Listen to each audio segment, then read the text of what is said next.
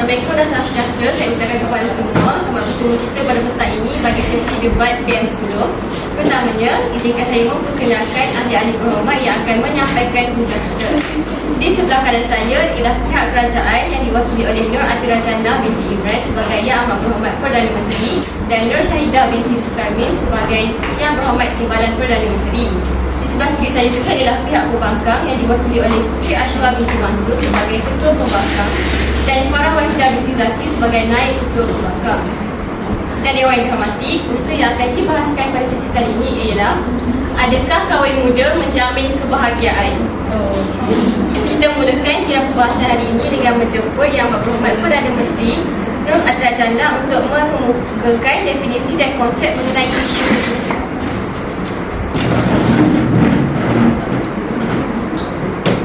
Terima kasih saya ucapkan kepada pengerusi Barisan Kerajaan dan perwakilan pelajar dan perwakilan pembangkang dan para hadirin sekalian. Assalamualaikum warahmatullahi wabarakatuh.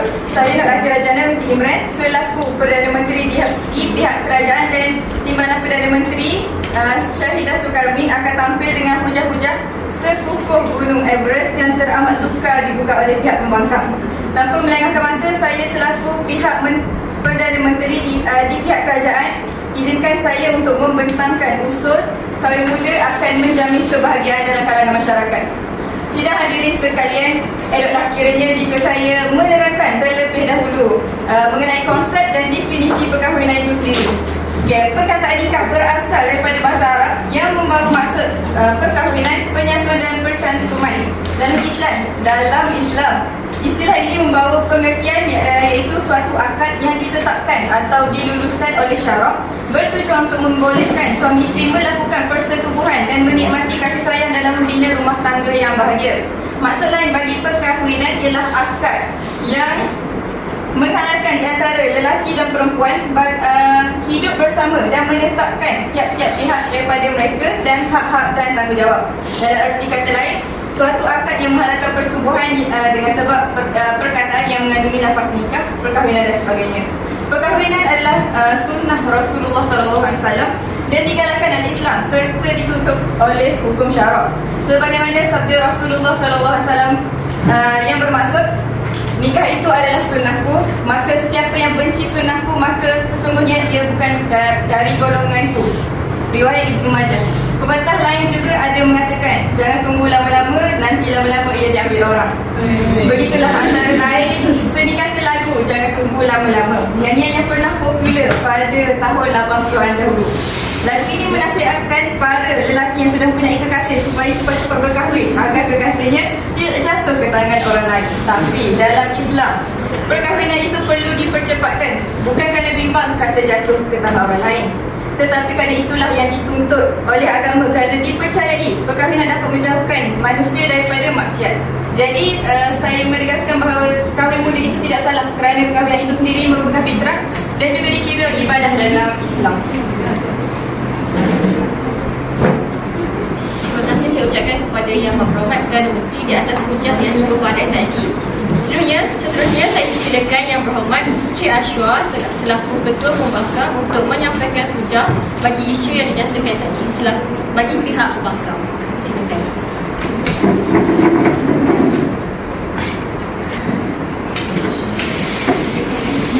Assalamualaikum warahmatullahi wabarakatuh. Saya ucapkan kepada Tuan Pengerusi dan juga pihak kerajaan. Saya Puteri Ashwa binti Mansur selaku Ketua Pembangkang bagi perbahasan kita pada hari ini. Izinkan saya menyatakan apakah yang dimaksudkan dengan istilah perkahwinan itu sendiri.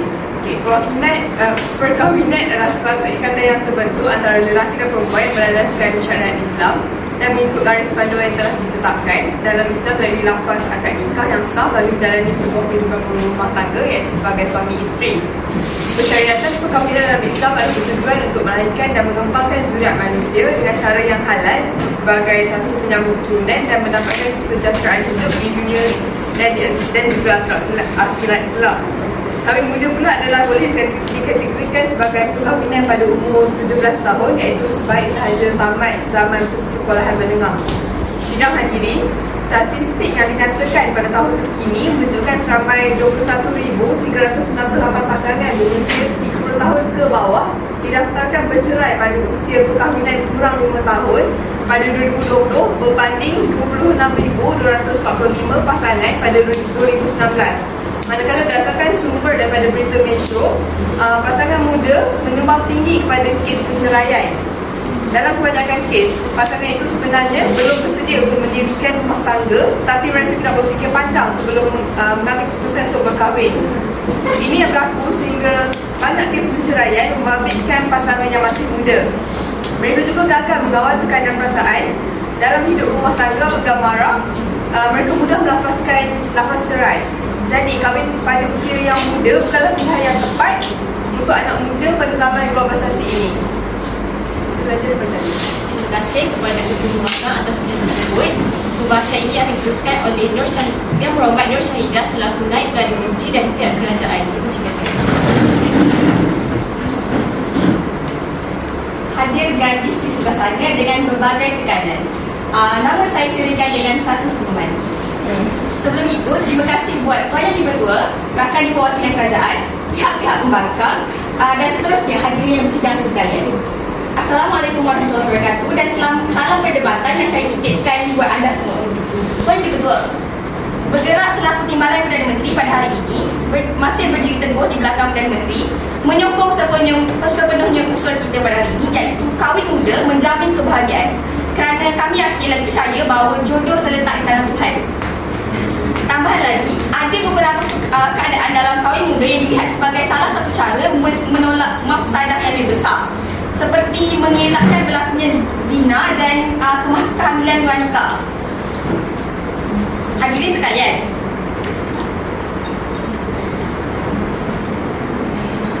bergerak pada gerak kerja pertama, pembidasan terhadap ketua pembangkang sebentar tadi, kita lihat pembidasan terhadap pertikaian telah diwujudkan oleh ketua pembangkang.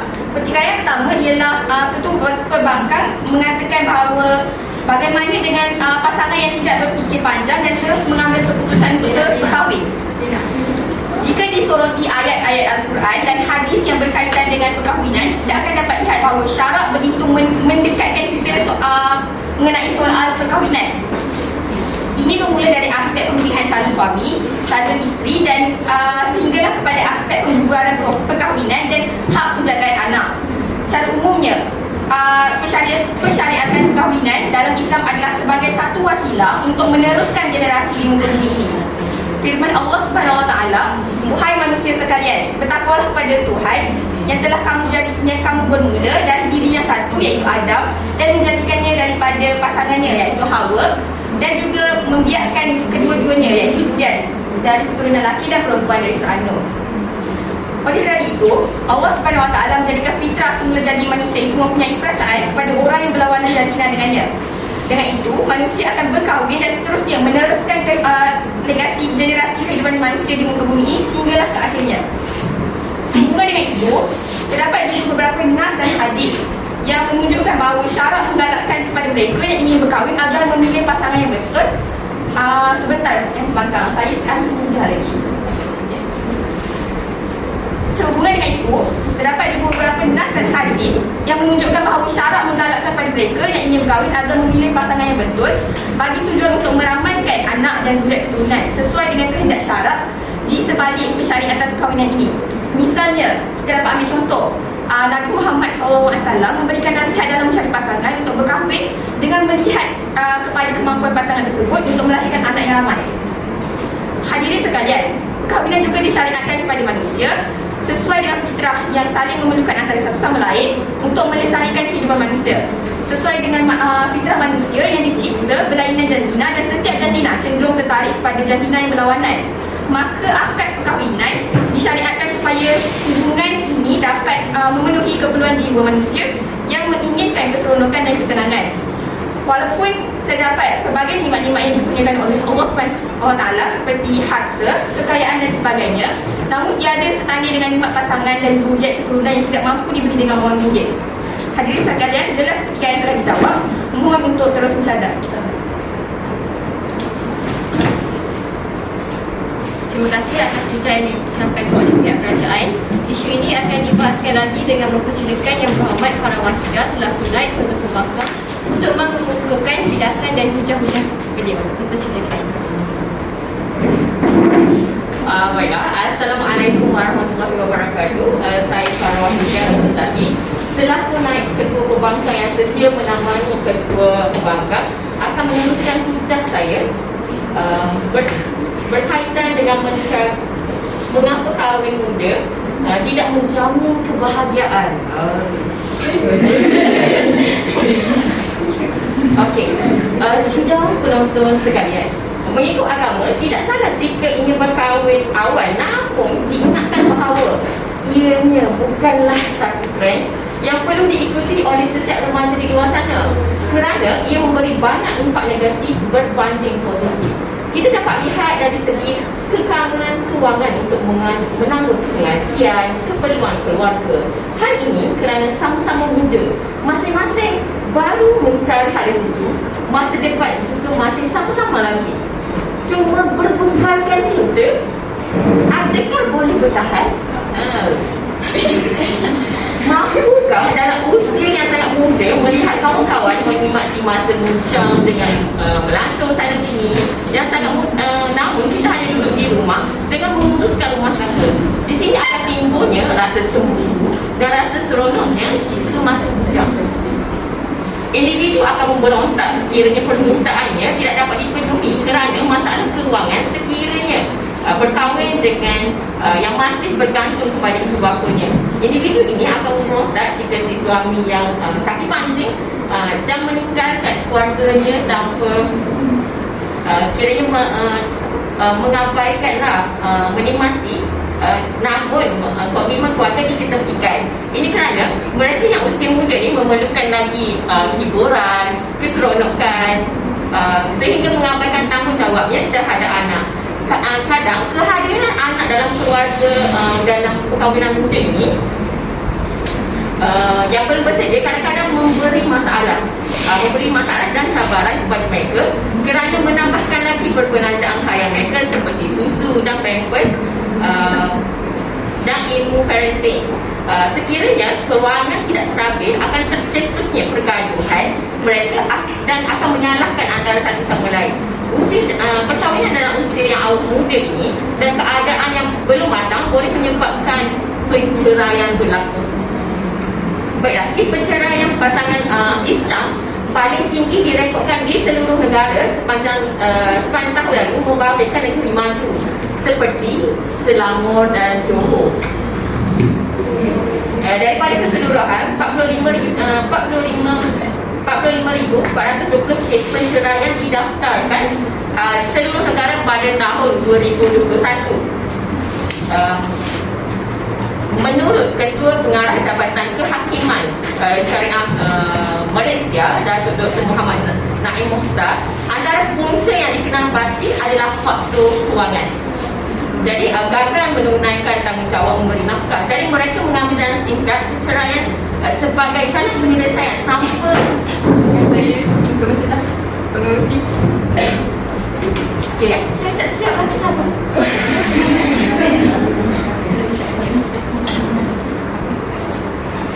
Lebih mengejutkan lagi, ada kes suami membunuh isteri akibat tekanan untuk kelangsungan hidup dengan kos sara hidup yang tinggi. Okey. Ini kan saya tak ada. Ini kan saya tak ada. Sedikit lagi.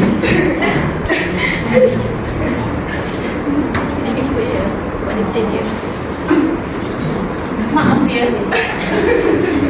Oleh disebabkan dalam hal mencari jodoh, Rasulullah SAW bersabda, bermaksud lihatlah yang kerana agamanya, maka hendaklah kamu berebut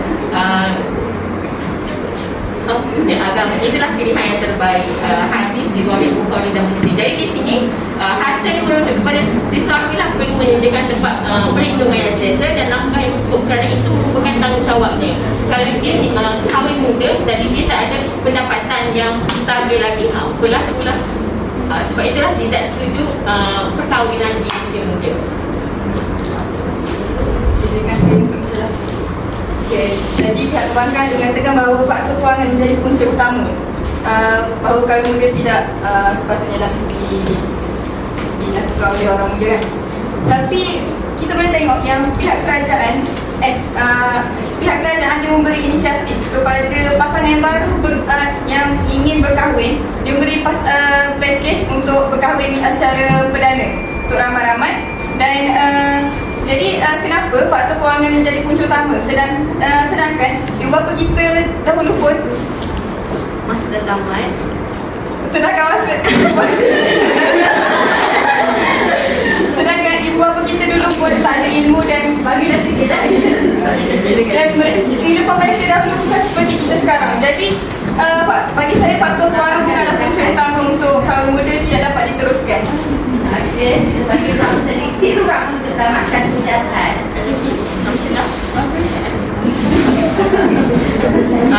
Saya akan bahas pandangan. Saya akan membahas pandangan kerajaan tadi. Ya betul, kerajaan Malaysia akan bagi bantuan, tapi setakat mana? Apa? Kerajaan bagi bantuan kepada orang yang berkahwin. Tapi sampai bila dia bagi bantuan, dia bukan bertanggung kita seumur hidup. Faham tak? Jadi dia bagi sekali je. Dia bukan nak okey, jadi saya rasa memang punca utama dia adalah kewangan lah. Sebab kerajaan tu dia tak akan tanggung kita seumur hidup. Mungkin dia akan bagi sekali masa kita first kahwin, ataupun kita kena mohon macam tu. Kadang-kadang banyak prosedur, kadang-kadang tak lepas, tak dapat. Saya rasa itu sahaja. Okey, masa tambahan lagi 1 minit. 1 minit baru kita buat mengulang perbahasan. Ya betul. Memang pihak kerajaan akan bagi sekali saja. Tapi dengan inisiatif yang diberikan kerajaan mungkin boleh menjimatkan kos pada mula-mula. Jadi kalau orang nak kahwin mesti dia akan fikir ke depan. Memang dia akan fikir ilmu dia tu mesti akan ada. Dia akan fikir macam mana dia nak sara isteri dia, nak sediakan tempat tinggal untuk isteri dia. Jadi benda tu saya rasa tak menjadi masalah, masih tidak menjadi masalah untuk pihak bakal katakan bahawa faktor kewangan menjadi punca kahwin muda tidak dapat diteruskan. Sebenarnya banyak infrastruktur kerajaan telah sediakan. Antaranya bukan sahaja seperti yang Gadis dah kata tadi, bukan sahaja peruntukan untuk kahwin perdana, tapi jika pasangan tersebut ada bawah D40, ada peruntukan lain. Dan ada juga tab yang pihak kerajaan telah sediakan yang mana untuk golongan B40. Jadinya jika sebuah keluarga itu tidak berkemampuan, pihak kerajaan akan tolong. Bukan sahaja untuk permulaan, tapi untuk yang seterusnya dalam perkahwinan dia. Jadi antara selain itu, ada juga pihak kerajaan bagi break setiap bulan rutin. Jadi bukan itu sajalah perkahwinan yang bukan itu saja peruntukan yang kerajaan telah bagi.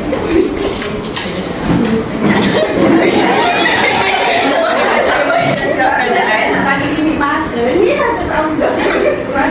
Nak tambah berapa lagi? Memang tidak dinafikan bahawa pihak kerajaan menyediakan pelbagai bantuan dan instansi untuk membantu golongan muda yang memilih untuk berkahwin awal. Walau bagaimanapun, statistik telah membuktikan bahawa kadar perceraian dalam pasangan yang berumur 30 tahun ke bawah, iaitu pasangan golongan muda yang berkahwin. Jadi statistik telah membuktikan. Kesimpulannya, kita boleh lihat dengan jelas bahawa kahwin muda adalah tidak relevan dalam zaman moden ini. Faktor-faktor yang mendorong kepada perceraian pada usia awal kahwin, iaitu kos sara hidup yang tinggi dan perasaan untuk berseronok golongan darah muda untuk akan meningkatkan lagi kadar perceraian dan broken family di Malaysia. Hadirin sekalian, telah jelas lagi bersuluh bahawa kahwin muda akan mengakibatkan banyak permasalahan kepada institusi kekeluargaan dan mendorong pelbagai kemudaratan kepada keamanan sosial negara ini. Oleh itu, usaha berfikir hanya sejenak untuk tergesa-gesa untuk menggunakan fitrah manusia, iaitu perkahwinan, dan kejarlah kejayaan yang sedang menunggu untuk dicapai oleh golongan muda. kita bukan menolak fitrah perkahwinan, tetapi kita bisa merancang sebuah masa depan yang lebih terjamin dengan membina kejayaan diri sendiri terlebih dahulu. Sekian daripada saya. Terima kasih. Saya silakan pula Kak Tasha untuk merumuskan beliau. Bila sedikit daripada apa yang diberikan oleh Dr. Fazal, statistik hanyalah perkiraan. Lagi lagi, saya telah buktikan pada anda bahawa kahwin muda akan menjamin kebahagiaan. Percayalah pada rezeki Allah seperti yang dinyatakan dalam ayat Al-Quran. Dan dapat disimpulkan di sini bahawa penelitian yang dilakukan sebentar tadi bahawa makasid umum di sebalik persyariatan perkahwinan boleh dirumuskan kepada 3, iaitu perkara berikut ialah meneruskan keturunan dan generasi manusia, yang kedua ialah memberi ketenangan kepada manusia, dan yang ketiga memenuhi fitrah manusia dan mengelakkan manusia dari terjebak dan melakukan perkara yang buruk seperti zina dan sebagainya. Dengan baik perbincangan dari mereka, maka berakhirlah